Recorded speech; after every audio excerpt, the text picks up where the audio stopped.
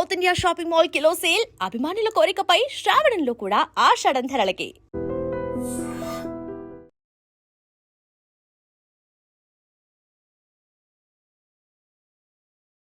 నమస్తే, welcome to I dream. మనతో పాటు ఉన్నారు కేసీఆర్ జాన్ జిగ్ర్, అట్లాగే senior most leader of BJP Rajaiah Yadav గారు. సార్ నమస్తే, ఎట్లున్నారు సార్? బాగున్నారా? బాగున్నా. మిమ్మల్ని చూడంగానే అసలు ఇక నాకున్న డౌట్లు అన్నీ అడగాలనిపిస్తుంది. అడగండి. యా, బీజేపీలోనే ఉన్నారు కాబట్టి సరే, అసలు బీజేపీలో ఏం పంచాయతీ నడుస్తుంది, ఏం లొల్లి నడుస్తుంది? ఎందుకంటే రాజాసింగ్ సార్, ఆయన బీజేపీ ఒక రిప్రజెంటేటివ్ లెక్క చూస్తారు జనరల్లీ కూడా.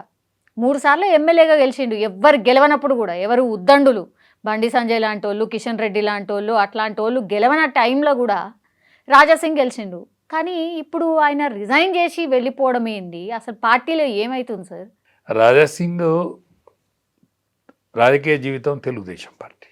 అవును. దాని తర్వాత రాజాసింగ్ వచ్చిన తర్వాత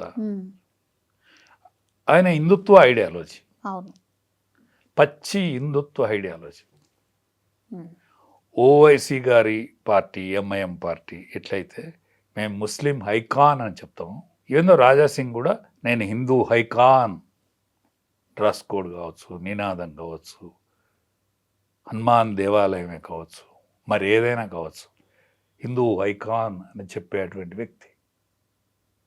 అటువంటి వ్యక్తిని చేజార్చుకునుడు బీజేపీ దురదృష్టమా, లేకపోతే రాజాసింగ్ లాంటి వ్యక్తి ఒక Hindu icon, Hindu ideology party అయినటువంటి బీజేపీ ఆల్ ఇండియాలో థ్రెటనింగ్ ఉన్న వ్యక్తి ఆయనే. టెర్రరిస్టుల నుండి కానీ, ముస్లిం టెర్రరిస్టుల నుండి కానీ అనేక మందికి ఆయనే టార్గెట్ వ్యక్తి. ఆయన ఈ పార్టీని విడిచిపెట్టుకున్నాడు, ఆయన దురదృష్టమా? రాజాసింగ్ విజిల్ ఎత్తే 1,00,000 మంది బయటకు వస్తారు, ఈజీగా వస్తారు. అటువంటి నాయకులు ఆల్ ఇండియాలో చాలా అరుదుగా ఉంటారు. ఒకప్పుడు టైగర్ నరేంద్ర, అవును, ఎంఐఎం అధినేతగా వెలువబడ్డ వ్యక్తి సలాలుద్దీన్ ఓవైసీని 5,000 ఓట్లతో మాత్రమే ఓడిపోయిన వ్యక్తి. ఆనాడు 5,000 ఓట్లతోనే ఓడిపోయాడు ఒక వ్యక్తి. బ్యాచిలర్, పాత బస్తీ వీరుడు అశోక్ యాదవ్ అలాంటి వ్యక్తిని పోగొట్టుకున్నది బీజేపీ. ఇవాళ అలాంటి కోవకు చెందినటువంటి వ్యక్తే రాజాసింగ్. ఇవాళ ఓవైసీకి అడ్డంగా నిలబడి కొట్లాడి తొడగొట్టి రా బస్తీ మే సవాల్ అనే విసిరేటువంటి వ్యక్తిని పోగొట్టుకున్నాడు బీజేపీ నాయకత్వం. ఆలోచించవలసిన సమయం. అటువంటి వ్యక్తిని పోగొట్టుకోవద్దు. అటువంటి వ్యక్తి పోవుడు ఆయన దురదృష్టం, పోగొట్టుకున్నాడు పార్టీ దురదృష్టం కూడా అని నేను భావిస్తాను. ఎందుకు సార్? బాగా రోజుల నుంచి కూడా నడుస్తుంది కదా సార్. అంటే ఆయన చెప్తున్నాడు పార్టీ ఇట్లా లేదు, మీరు మార్చుకోవాలి, మీరు ఇట్లా ఉండాలి అని డైరెక్ట్గానే చెప్తున్నాడు సార్. అంటే మారుతున్న కాలం కోసం మార్పే కరెక్ట్ అని చెప్పినటువంటి నినాదం. ఎవరు నినాదం? కారల్ మార్క్స్ చెప్పిండు.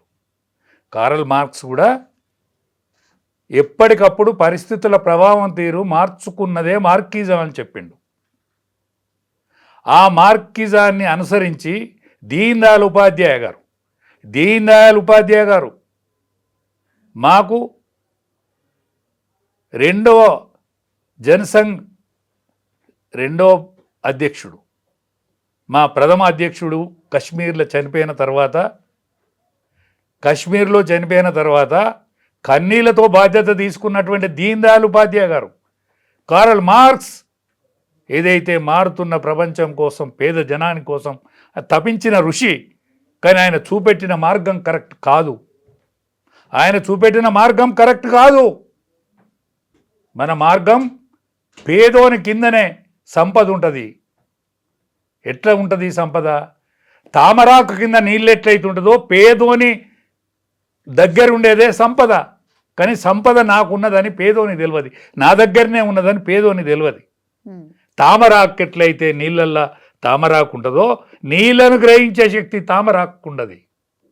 ఆ గ్రహించేటట్టు చేసేటువంటి బాధ్యత జనసంఘ్ కార్యకర్త మీద ఉన్నది. తొలి పేదవాడు సుఖాన్ని అనుభవించినప్పుడు, కనీస అవసరాలు వెళ్ళినప్పుడు మాత్రమే మన పార్టీకి నిజమైన నివాళి. కారల్ మార్క్స్ తప్పించిన ఋషి, కానీ గతి తప్పిన ఋషి కారల్ మార్క్స్. ఆ ఋషత్వాన్ని మనం తీసుకోవాలి. ఏకాత్మ మానవాద సిద్ధాంతాన్ని మనం పార్టీ స్వీకరించాలని చెప్పిన వ్యక్తి మాకు దీన్ దయాళ్ ఉపాధ్యాయ. అటువంటి పార్టీలో మేము ఉన్నందుకు మేము గర్వించి బతికేది. పేదరికాన్నైనా అనుభవించేది, ఎన్ని కష్టాలనైనా అనుభవించేది, వంబల సపోర్ట్ చేస్తూ లేకున్నా సంతోషపడుతోళ్ళం, 5 కార్యకర్తలున్నా ఆనందంగా గడిపిన వాళ్ళం. అటువంటి పరిస్థితి నుంచి ఇవాళ భారత రాజకీయాలను శాసించే దశకి వెళ్ళినాం. ఇటువంటి దశలో ఇప్పుడు తెలంగాణలో జరిగేటువంటి పరిస్థితులు ఏవైతున్నాయో అవి హర్షించదగ్గ విషయాలు అయితే కావు. ఓకే, పార్టీలో ఉంటూ కూడా మీరు ఈ మాట చెప్తున్నారు అని అంటే, ఇప్పుడు రాజా సింగ్ రిజైన్ చేయడం, ఆ రిజైన్ని యాక్సెప్ట్ చేయడం మీరు హర్షిస్తారా, ఒప్పుకుంటారా సార్? బాధపడతా. ఓకే, బాధపడతా. పార్టీ క్రమశిక్షణకు కట్టుబడి ఉంటా, కానీ బాధపడుకుంటుంటా. కన్నీళ్లు తీసుకుంటూ పార్టీ క్రమశిక్షణకు బాధపడుకుంటూ వింటా, కానీ కన్నీళ్ళు కార్చొద్దు అని చెప్పేటువంటి కన్నీళ్ళకైతే వాళ్ళు అడ్డం రారు కదా. ఇటువంటి స్థితి రావద్దు. ఓకే, వచ్చుడు రాజాసింగ్ దురదృష్టమే, పార్టీకి కూడా దురదృష్టమే. ఏమో మాట్లాడే ప్రయత్నం ఏదో జరుగుతోంది, మళ్ళా కేంద్ర పెద్దలు ఏదో పిలుస్తున్నారు అని ఇట్లా వార్తలు వస్తున్నాయి. మాట్లాడాలి, తప్పకుండా మాట్లాడాలి. రాజాసింగ్ మాట్లాడించుకోవాలి, వాళ్ళు మాట్లాడాలి కూడా. ఎందుకంటే అటువంటి నాయకుడు దొరకడు. భీముడు విషాన్ని జీర్ణించుకున్నాడు కదా. భీముడు అన్నాన్ని పెట్టిన కౌరవులు మాయోపాయం చేసి, ఆనాడు శకుడు, ఆనాడు దుర్యోధనుడు విషం పెట్టినా కూడా విషాన్ని కూడా తట్టుకునే శక్తివంతుడు కదా భీముడు. అట్లనే రాజాసింగ్ అటువంటి శక్తివంతుడిని పోగొట్టుకుంటే ఎట్లా పార్టీ? మరి క్రమశిక్షణ అంటేనే బీజేపీ అంటూ ఉంటారు కదా సార్, మరి క్రమశిక్షణ తప్పి ఆయన మాట్లాడిండు అనేదే, చర్య తీసుకున్నాం అనేది ఒక లైన్ కనిపిస్తున్నది మన ముంగట. దానిలే ఒకటే, దాని లోపల జరిగిన విషయాలు ఏందో బయటకు వస్తే కదా తెలిసేది. రాజాసింగ్ నామినేషన్ వేయటానికి వేయండు, అక్కడ జరిగిన తతంగం ఏంటిది, అక్కడ జరిగిన తంతేంది? రాజాసింగ్ నామినేషన్ వేయటానికి అర్హుడా కాడా? అక్కడేమన్నా క్రమశిక్షణ తప్పిండా? అంటే ప్రజావేదిక ద్వారా చెప్పాల్సినంత అవసరం లేదు, కానీ పార్టీలో ఒక వేదిక ఉంటుంది కదా, ఆ పార్టీ వేదికల మీదనన్నా చెప్పాలి కదా. ఇప్పుడు అయిన ప్రెసిడెంట్కి ఎంత బాధ్యత ఉన్నది ఇటువంటి పరిస్థితులలో? ఇప్పుడు అయిన ప్రెసిడెంట్కు చాలా బాధ్యత ఉన్నది కదా. ఆయన క్రమశిక్షణ కలిగిన ఆర్ఎస్ఎస్ వాది, ఏబీవీపీలో అనేక సంవత్సరాలు పనిచేసిన వ్యక్తి. రామచంద్రరావు గారు ఆషామాషి మనిషి కాదు కదా, అనేక ఉద్యమాలలో పాల్గొన్న వ్యక్తి కదా, ఎన్నో న్యాయ సలహాలు ఇచ్చిన వ్యక్తి కదా. ఆయన హైకోర్టు జడ్జి కావాలి, సుప్రీంకోర్టు బెంచ్లో ఉండాలి ఇవాళ.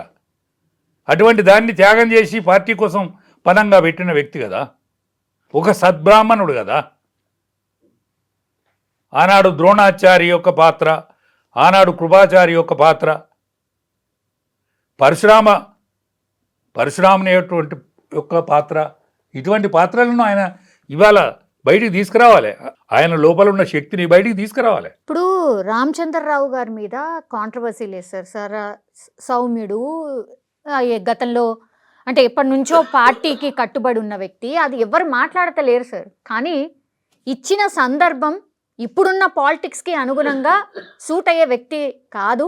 అట్లాగే పార్టీ ముందుకు వెళ్ళాలనుకుంటున్నారు, ఈడ అధికారంలోకి రావాలనుకుంటున్నారు, అట్లాంటి టైంలో పెట్టాల్సినటువంటి వ్యక్తి కాదు అనేది పెద్ద ఎత్తున ఒక డిస్కషన్ సార్. అంటే ప్రజాక్షేత్రంలో ఇవాళ ప్రజల మధ్య మెదిలిన వ్యక్తి కాదు, ఆయన ప్రజలతోటి ఎన్నుకోబడ్డ వ్యక్తి కాదు. ఎమ్మెల్సీ అయిన మాట వాస్తవం. అవును, వాళ్ళు గ్రాడ్యుయేట్స్ ఓట్లు ఎత్తారు. అవును, తీర్మాన్ మల్లన్న ఎట్లయితే అవును. ఎలక్ట్ అయిండో అవును. మన వీరు కూడా రామచంద్రరావు కూడా ఆ విధంగా ఎలక్ట్ అయిన పర్సన్. అవును. కానీ ప్రజా సంబంధాలు ఉండే కదా, గ్రామీణ జీవితంలో పట్టు ఉండదు కదా, గ్రామీణ జీవితంలో పట్టు ఉండాలి కదా. పార్టీ క్యాడర్ మీద, పార్టీ లైన్ మీద, పార్టీ ఆలోచన విధానం మీద, పార్టీ సిద్ధాంతం మీద ఆయనకున్నమైన అపారమైన తెలివితేటలు గొప్పే. అది ఒక్కటే సరిపోదు కదా, అది ఒక్కటి మాత్రమే సరిపోదు కదా. ఇవాళ అనేక మంది సభ్యత్వం చేసిండ్రు, అనేక మంది హిందుత్వవాదులు ఉన్నారు ఈ పార్టీలో. 18 ఏళ్ళ నుంచి 30 ఏళ్ళ వరకు వాడు డైరెక్ట్ మోడీ కనెక్ట్ అయి ఉన్నాడు వ్యక్తి. అక్కడ మన పార్టీ శాఖ లేదు, ఆర్ఎస్ఎస్ శాఖ లేదు, ఏబీవీ శాఖ లేదు. ఇదంతా మేమే చేసినాం అనుకునే భ్రమపడితే కూడా కరెక్ట్ కాదు కదా. మీరు చేసిందా వాళ్ళ ఇంట్లో? ఈ సభ్యత్వానికి మీర కారణమా వాళ్ళు కారణమా? మీకేమనిపించింది సార్, ఎవరు కారణమై ఉండొచ్చు? నేను 2 పార్టీలలో పనిచేసిన. నేను బీజేపీలో ప్రథమలో నేను ఓన్వాలో అక్షర జ్ఞానం నేర్చుకున్నది బీజేపీలో. అనేక సంవత్సరాలు కూడా నా 17 ఏళ్ళ వయసు నుంచి నేను ఎమర్జెన్సీకి వ్యతిరేకంగా పనిచేసిన. దాని తర్వాత జనతా పార్టీలో పనిచేసిన, దాని తర్వాత బీజేపీలో పనిచేసిన. 1980లో బీజేపీగా అవతరించింది, ఆనాడు పనిచేసిన. నేను ఉమ్మడి వరంగల్ జిల్లాకు ఆల్ ఇండియా అధ్యక్షుడు అద్వానీ గారు ఉన్నప్పుడు నేను ఉమ్మడి వరంగల్ జిల్లాకు అధ్యక్షునిగా ఉంటుంది. నేను 1500 కిలోమీటర్లు, సుమారు 1500 కిలోమీటర్లు అద్వానీ గారితో జనాదేశ యాత్ర, రామ రథయాత్రలో తిరిగిన చురుకైన కార్యకర్తను. కాబట్టి నాకు ఆ అనుభవం ఉన్నది. ఆనాడు మనల్ని ఎవరు ఆదరించలే. 2 పార్లమెంటు సీట్లే వచ్చినాయి మనకు. దేశంలో 2 పార్లమెంటు సీట్లు వచ్చినప్పుడు ఏకైక వ్యక్తి జంగారెడ్డి గారు గెలిచిండు. నేను జంగారెడ్డి గారి శిష్యుణ్ణి. నేను జంగారెడ్డి గారి శిష్యరికంలో పెరిగినోడిని. రామచంద్రరావు కూడా ఏవీపీలో అనేక అవకతవకలు, పంచాయతీలు, లొల్లులు, వామపక్షవాదులతోటి అనేక గట్స్, యూనివర్సిటీ లొల్లి, ఈ లొల్లిలో ఆయన ఉన్న వ్యక్తి. మేము పార్టీ క్షేత్రంలో, ప్రజాక్షేత్రంలో ఉన్న వ్యక్తిగా నేను ఆనాడున్నా. బండి సంజయ్ అధ్యక్షుడిగా ఉన్నప్పుడు మీరన్నటువంటి ఏజ్ గ్రూప్ అంతా కూడా బీజేపీ వైపే ర్యాలీ అయింది సార్. ఇప్పుడు ఆ యూత్ అంతా మీ పార్టీ దగ్గర ఉందా లేదా? యూత్ ఉంది కానీ లీడర్ లేడు. యూత్ ఉంది కానీ గ్రామీణ లీడర్ లేడు. మాకు గ్రామీణ లీడరు టీఆర్ఎస్కున్నాడు, గ్రామీణ లీడరు టీఆర్ఎస్కున్నాడు. ఇవాళ ప్రజాక్షేత్రంలో పనిచేసేటువంటి నాయకులు కనుక, అంటే గ్రామీణ ప్రాంతానికి సంబంధించిన నాయకులు కనుక అధ్యక్షుడు అయితే, ఆ యూత్కు ఇవాళ టీఆర్ఎస్లో ఉన్నటువంటి నాయకులందరూ, ద్వితీయ శ్రేణి నాయకులందరూ పార్టీలోకి వచ్చేవాళ్ళు, బీజేపీలోకి వచ్చేవారు. ఇప్పుడు ఎన్నికలైతే ఈ క్షేత్రంలో ఎన్నికలైతే ఆ క్షేత్రాన్ని తట్టుకునే నాయకుడు లేడు. పోలీస్ స్టేషన్ పోయి ఇడిపించుకొచ్చే నాయకుడు లేడు. సాయంకాలం ఎవరికి ఛాయ నీళ్ళు దాపించే నాయకుడు లేడు. ఎవరికైనా ఆకలి అయితే అన్నం పెట్టే నాయకుడు లేడు. అటువంటి నాయకత్వ కొరతతోనే సతబద్ధం అవుతుంది. అది టీఆర్ఎస్లో ఉన్నది. ఆ బీఆర్ఎస్ పార్టీ కూసయ్యే టైం వచ్చింది. ఆ టైంను వాడుకోలేకపోయింది పార్టీ వాడుకోలేకపోయింది. నేను పుట్టెడు బాధతో చెప్తానా తల్లి, నేను పుట్టెడు బాధతో చెప్తానా. నా రింగులు ఎట్టుగా నాటి నుంచి నేను పాలిటిక్స్లో ఉన్నానమ్మా. 17 ఏళ్లకు దోతి కట్టుకొని ఉన్నానమ్మా నేను. అటువంటి వానికి బాధ ఉంటుంది కదా. నా సొంత పిల్లలు, నా సొంత భార్య, నా కుటుంబం అని అనుకోలే. నా పార్టీ నా కుటుంబం అనుకున్నా. ఒకనాడు బీజేపీ, దాని తర్వాత టీఆర్ఎస్ మునిగిపోయే కాలం వస్తే మళ్ళీ నా పాత బీజేపీని ఎంకులాడుకొని వచ్చారు కదా. మళ్ళీ బీజేపీకి ఏమైనా ఇబ్బంది అయితే నేను బాధపడకపోతే ఎవడు బాధపడతాడు చెప్పండి? ఇప్పుడు ఎలక్షన్స్ రాబోతున్నాయి, స్థానిక సంస్థల ఎలక్షన్సే రాబోతున్నాయి. ఏంటి సార్ పార్టీ పరిస్థితి మరి? లీడర్ లేడు. ఎవరు సర్పంచ్కు నిలబడుతూ లేడు. మాకు సర్పంచ్కు నిలబడుతూ లేడు. ఎంపీటీసీకి నిలబడే క్యాండిడేట్ లేడు. కానీ ఓటర్ ఉన్నాడు, ఊరుకులాడే ఓటర్ ఉన్నాడు, ఊరుకులాడే కార్యకర్త ఉన్నాడు. ఇప్పుడు రాజాసింగ్ లాంటి నాయకుని పోగొట్టుకుంటుంది ఇక్కడ. ఇది గొప్ప హైదరాబాద్ నగరం, మహానగరమే. ఈ నగరంలో మా ఫేస్ వాల్యూ లేకపోతే ఎట్లా? మా ఫేస్ వాల్యూ ఉండాలి కదా. ఇప్పుడైనా రామచంద్రరావు గారు ఆయన విజ్ఞతను ఉపయోగించి, ఆయన సీనియారిటీని ఉపయోగించి ఒక యోగ్యునిగా ఇక్కడున్న 8 మంది పార్లమెంట్ మెంబర్లను, 8 మంది అసెంబ్లీ మెంబర్లను ఒక్క తాటి మీదకి తీసుకొచ్చి, ఎస్ మేమందరం ఉన్నాం, మా దానిలో మా కలహాలు వద్దు, ఈ చిన్న చిన్న పంచాయతీల జోలి పోవద్దు. నేను బండి సంజయ్ గారికి ఒక దండం పెట్టి చెప్తాను, 2 చేతుల దండం పెట్టి చెప్తానా సంజయ్ గారికి. ఎందుకు సార్? వద్దు, నువ్వు అదృష్టవంతునివి. నువ్వు కార్పొరేటర్ స్థాయి నుంచి నువ్వు ఒక కేంద్ర మంత్రి దానిక ఎదిగినావు. నువ్వు చిన్న చిన్న పంచాయతీల జోలికి రావద్దు. నువ్వు విశాల విధానంతో బతకాల. నువ్వు చిన్న చిన్న పంచాయతీలు పెట్టుకోవద్దు. నువ్వు ఒక విజన్తో నువ్వు వెళ్ళిపోవాలి. నీ అధ్యక్షతన పార్టీ డెవలప్ అయిందన్న మాట వాస్తవం. మరి ఆయన్నే కొనసాగించవచ్చు కదా, ఎందుకు పక్కన? ఆయన మొన్న కాకపోయిండు, ఎవరద్దన్నాడు? ఆయన మొన్న కాకపోయిండు, ఆయనే కాకపోయిండు. మన అరవింద్ గారు కాకపోయిండు, ఈటెల రాజేందర్ ఎందుకు కానియలేదు? అయితే బాగుంటుందేనా సార్? అదే నా పంచాయతీ. ఈటెల రాజేందర్ కనుక అయితే ఒక్క టీఆర్ఎస్ ద్వితీయ శ్రేణి నాయకుడు ఒక్కడు కూడా టీఆర్ఎస్లో ఉండకపోదురు. ఒక్కడు కూడా ఉండకపోదురు. చాప చుట్టుకొని వస్తారు. ఎందుకంటే ఆ కుటుంబ కలహాలతో బతుకుతుంది ఆ పార్టీ. ఆ కలహాల కంటే దారి చూపే నాయకుడు, మా దాంట్లో ఎదిగిన నాయకుడు, 20 ఏళ్ళు మాతో పెరిగిన నాయకుడు, అనేక బాధ్యతలు చేసిన నాయకుడు, ఒక ఆర్థిక మంత్రిగా, ఆరోగ్య శాఖ మంత్రిగా ఉన్న నాయకుడు, పోరాటంలో ఉన్న నాయకుడు, అనేక సంవత్సరాలు ప్రతిపక్షంలో బతికిన నాయకుడు, ఇంటికి పోతే టిఫిన్ తినచ్చు, ఆకలి అయితే అన్నం తినచ్చు, హాస్పిటల్కు పంపుతాడు, అడ్మిషన్ చేయిస్తాడు అనేటువంటి పేరున్నది ఆయనకు. ఏ ఒక్క నాయకుని ఇంటికాడనన్నా టిఫిన్ నడుతుందా? ఏ ఒక్క నాయకుని ఇంటికాడనన్నా భోజనం పెడతారా? ఏ ఒక్క నాయకుని ఇంటికాడనన్నా ఛాయ పోతారా? ఈటెల రాజేందర్ అన్నసత్రం బతుక నడుతుంది. అటువంటి నాయకుని చేయపోయారు. అరవింద్ గారు నిజామాబాద్ నాయకుడు, 2 సార్లు పార్లమెంట్ మెంబరే, వాళ్ళ రాజకీయ కుటుంబం నుంచి వచ్చినోడే. ఆయన చేయకపోయాడు. ఇదే బండి సంజయ్ కాకపోయిండు. రామచంద్రరావు అయినా కూడా నేను ఏమంటలేను. దయచేసి రామచంద్రరావు గారు, మీరు పెద్ద మనసు చేసుకొని, మీరు సౌహృదయతోటి మీరు ఒక అడుగు దిగి అందరిని ఏకతాటి మీద తీసుకురండి. పార్టీని బతికియండి, పార్టీని రక్షించండి. కార్పొరేషన్ ఎన్నికలలో రణరంగంలో మీరు దిగండి, అందరిని కలిపి దించండి. ఇక్కడున్న పార్లమెంట్ మెంబర్కి సంబంధించినటువంటి వ్యక్తులే ఎక్కువ ఉన్నారు. ఇవాళ మన మంత్రి గారు, క్యాబినెట్ మంత్రి, సికింద్రాబాద్ పార్లమెంట్ మెంబర్, దాని తర్వాత ఈటెల రాజేందర్ గారు సువిశాలమైనటువంటి పార్లమెంటరీ పరిధి, అదంతా కూడా కార్పొరేషన్ కిందకే వస్తుంది. మన రఘునందన్ గారిది పార్లమెంటు మెంబర్, దాని అందులో కొంత భాగం బాగానే వస్తుంది, సింహభాగం. ఇవాళ మన చేవెళ్ళ పార్లమెంటు మెంబర్ని, వీళ్ళందరినీ ఒక్కదాటి మీద తీసుకురండి. ఆ రాజాసింగ్ పంచాయతీ సాధ్యమైనంత మటు కూర్పండి. మొట్టమొదటి కార్పొరేషన్కు మీరు రెడీ కండి. ఈ కార్పొరేషన్ను మన వశం చేసుకోండి. కార్పొరేషన్ కొట్టేస్తే మనకు తల హైదరాబాద్ గురించి చర్చ ప్రపంచ దేశాలలో ఉన్నది. హైదరాబాద్ నగరానికి ప్రపంచ ప్రఖ్యాతి చెందినటువంటి నగరం ఇది. కాబట్టి అన్ని రాష్ట్రాలకు సంబంధించిన వ్యక్తులు ఉంటారు. ఇక్కడ మహారాష్ట్రియన్స్ ఉంటారు, కన్నడీస్ ఉంటారు, లోధీలు ఉంటారు, అనేక మంది నిలయం ఇది.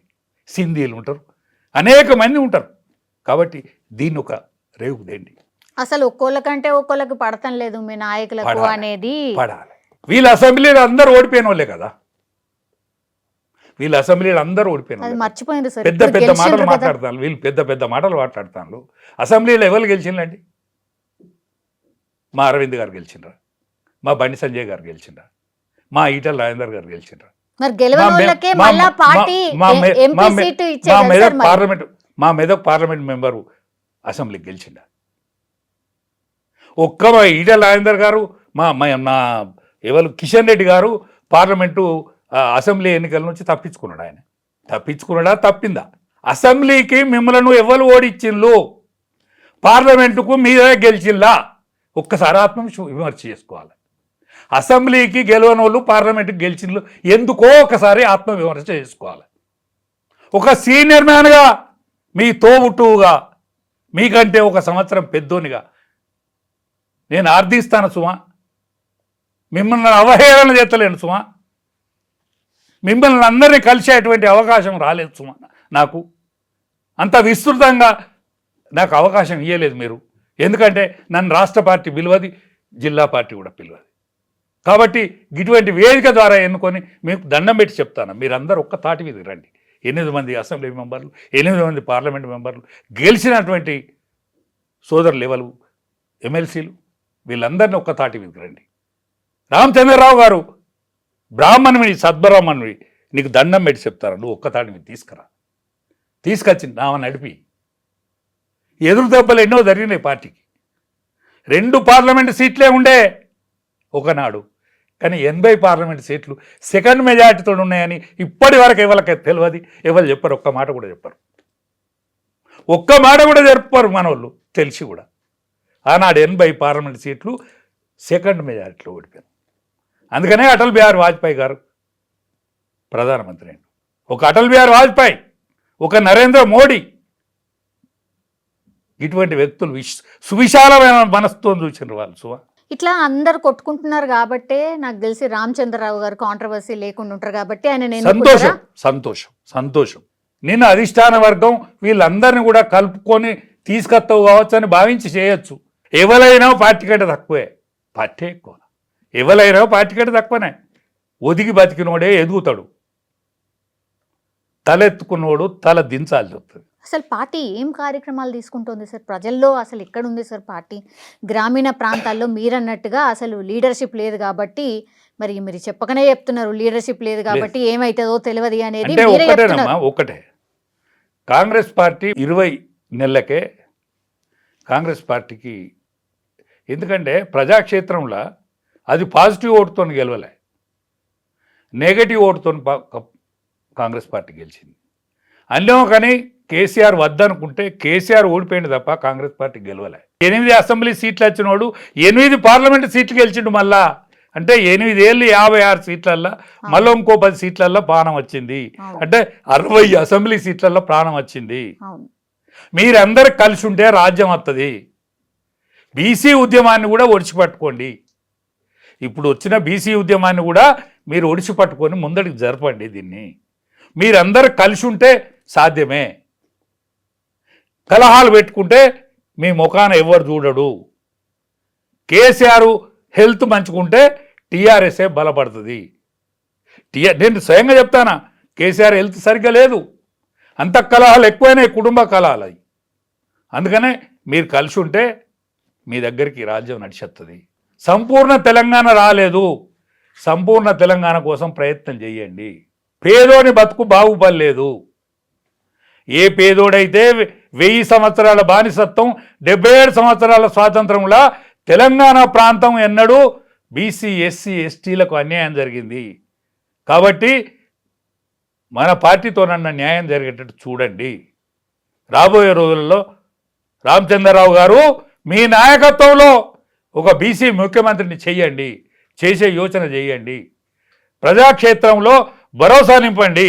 బీసీకి సంబంధించిన స్టాండ్ ఏంది సార్? అసలు బీజేపీ బీసీ వైపు ఉందా అని అంటే నమ్మశక్యంగా అనిపిస్తలేదు. అంటే ఒక్కటే అమ్మా, ఆల్ ఇండియాలో జరిగిన పరిణామాలను ఒకసారి గుర్తు చేసుకుంటే, యావత్ భారతావని 77 సంవత్సరాల స్వాతంత్రంలో ఒక బీసీ ప్రధానమంత్రి ఒకటోసారి, రెండోసారి, మూడోసారి 3 సార్లు బీసీ ప్రధానమంత్రి అయిండు.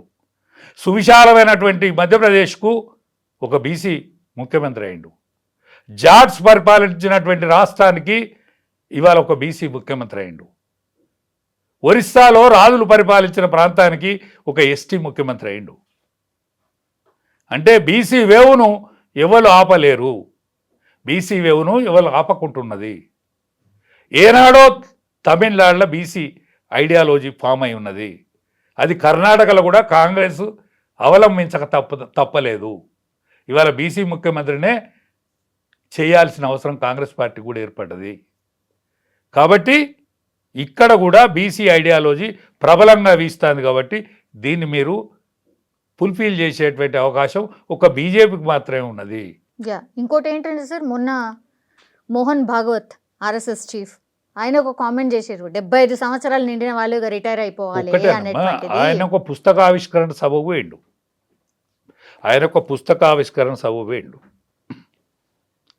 అన్నం తింటానప్పుడు కూరలో ఉప్పు ఉన్నదా కారం ఉన్నదా అని అడుగుడు వేరు.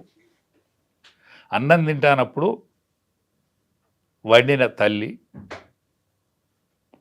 కొడుకు పెట్టిన లేకపోతే భర్తకు పెట్టిన ఉప్పుల ఇవాళ కూరల కారం ఉన్నదా ఉప్పు ఉన్నదా అని అడగచ్చు.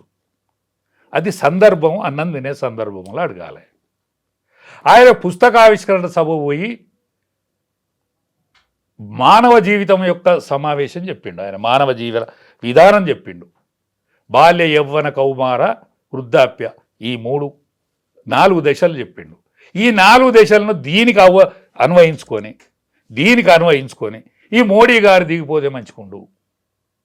మోడీ గారు ప్రపంచ దేశాల సరసన నవయువకునిగా మెదులుతాండు.